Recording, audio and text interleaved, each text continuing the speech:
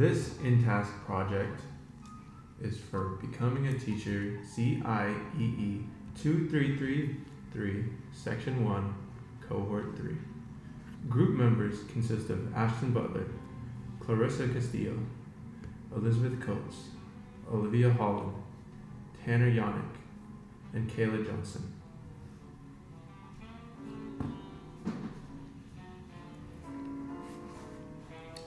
Hey everybody, welcome to Becoming a Bearcat Teacher podcast. I'm your host, Elizabeth Coates, and today's topic is in-task standards. We're going to be talking about what is in-task and why is it important. Standards 5 and 6 are the main two standards we'll be focusing on today. I'm going to let my amazing panel of guests for today's podcast introduce themselves. Hi, my name's Clarissa Castillo. I'm Tanner Yannick. And I'm Olivia Holland. For our listeners who don't know, INTASK stands for Interstate Teacher Assessment and Support Consortium. To explain further, here's Clarissa. So, INTASK was created by the Council of Chief State School Officers in 1987.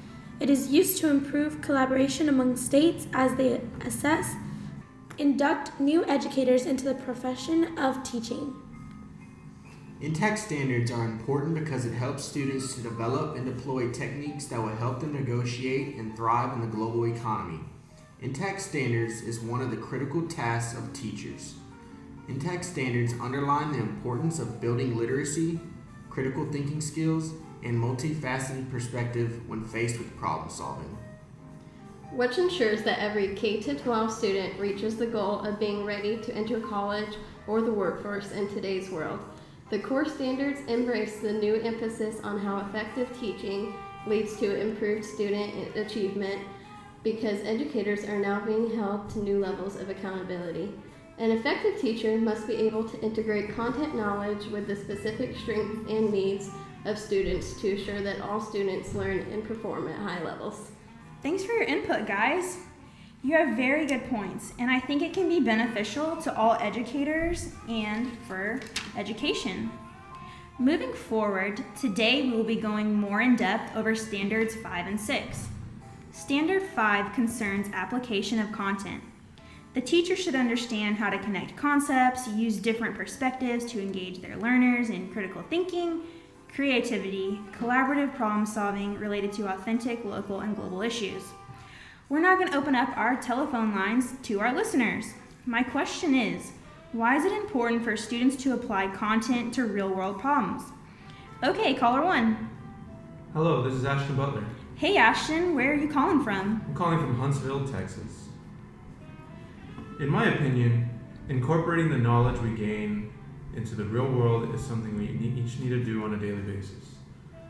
In a schooling system, everything that we are teaching is something that we anticipate that the student may potentially use in their future life, especially at younger ages. I think that as teachers, we all need to incorporate ways that we can relate what is learned in the classroom to what we do in daily life. Explaining why this is important and how it will help students in their real lives will help students to become more engaged and involved in the lesson if they feel that it will benefit them more. Overall, we are constantly learning new things, both inside and outside of the classroom, that will need to be reflected upon and learned from. Thanks for calling, Ashton. I really appreciate your input. Now we're going to move on to Standard 6. Standard 6 concerns assessment. The teacher should understand and use multiple methods of assessment to engage learners in their own growth, to monitor their learners' progress, and to guide the teachers' and learners' decision-making. We have caller 2 here. What's your name? My name's Kayla. Hey Kayla, what's your take on formative and summative assessment? Summative assessment is given periodically to determine at a particular point in time what students know and do not know. At the district and classroom level, it is an accountability measure that is generally used as part of the grading process. Some examples are state assessments, chapter tests, or even semester exams. These tools can help evaluate the effectiveness of programs, school improvement goals, alignment of curriculum, or student placement. Whereas formative assessment is a part of the instructional process. When incorporated into the classroom, it provides the information needed to adjust teaching and learning while they are happening. It informs both teachers and students about student understanding at a point when timely adjustments can be made. This can be done with student involvement and practice in class. It helps teachers determine next steps during the learning process as the instruction approaches, the summative assessment of student learning. It is important because it provides descriptive feedback as they learn and gives specific input on how to reach the next step. Therefore, both summative and formative assessments are an integral part of information gathering. Thank you for calling in, Kayla. We've had so many good callers today. Does my panel have any further input? In summary, the most important concept to take away is that the INTAC standards are model standards and intended to be a resource that all states can use to develop their own state standards. In hope that states will agree with and honor the values in the model standards and move us toward consensus and compatible education policies around what effective teaching looks like and how it can. Okay, the overview of Standard 5 content. Teacher understands how to connect concepts and use differing perspectives to engage learners in critical thinking, creativity, and collaborative problem solving related to authentic, local, and global issues.